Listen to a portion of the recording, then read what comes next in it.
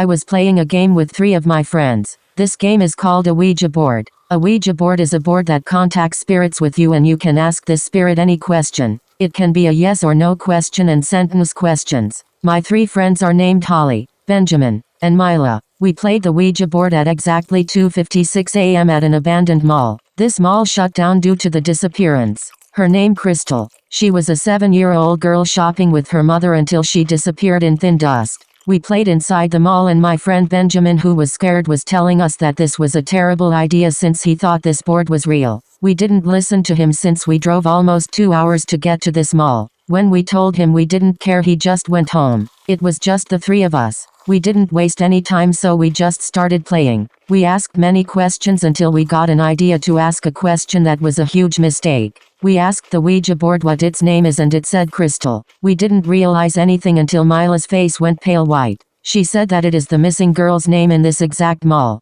The Ouija board told us to go to the food court to find her. We went to the food court and it was a huge place. We searched up and down and we didn't find anything yet until we asked the Ouija board where she was. She said it started with A and ended with D. We looked everywhere until Holly said it was maybe the authorized room. We went inside and looked into each and every box and we found her body. Her jaw was ripped out. Her eyeballs weren't there and her body was moldy and had so many maggots and flies and also smelled horrible. Mila threw up. Holly almost fainted. And I was just horrified by what I had just seen. When we went to the Ouija board, we sat and said, "We found you." After a blink of an eye, the Ouija board disappeared and there was a letter that said, "Now you must find me to end the game." We agreed and went to find the Ouija board. When we found it, the whole mall went on lockdown and Holly disappeared. We looked around our surroundings. We didn't see her since we were hiding until we heard her scream. We knew we weren't alone, so we ran to the car and ran out of the mall and went home. That was the most horrifying thing we ever did.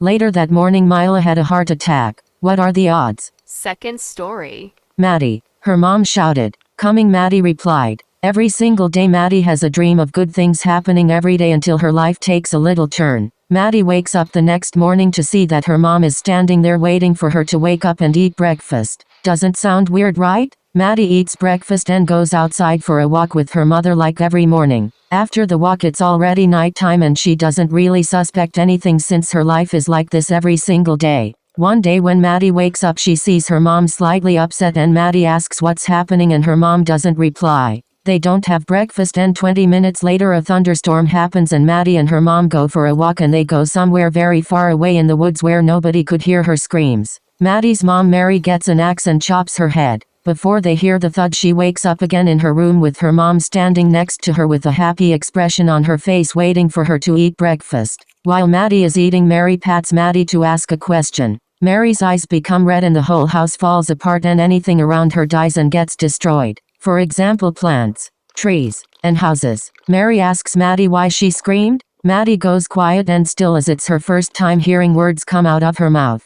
Mary gets a knife and stabs her, but before the thud, Maddie wakes up again to see her mom again standing with red eyes with a wide open mouth screaming the words, "Why did you scream? Don't you love me?" Maddie wakes up again but she doesn't see her mom again, so she runs away. She makes it to the end of the neighborhood to see she is back in front of her house. She does this 5 times and she still ends up in the same spot. As Maddie caught her breath, she could hear faint voices saying, "Don't you love me?" This time when Maddie wakes up and she goes outside her house, realizing she has been going through an illusion for 22 years straight and everybody saw her walk into the woods without anybody and she was talking with nobody. One of the neighbors went to her and asked her if she's okay, and Maddie and her neighbor Hannah had a long conversation until the paramedics came to retrieve her and let a therapist talk with her about her mental issues. Hannah had told the therapist that she has been talking with what she thinks is her mom. Her mother died 35 years ago. Third story.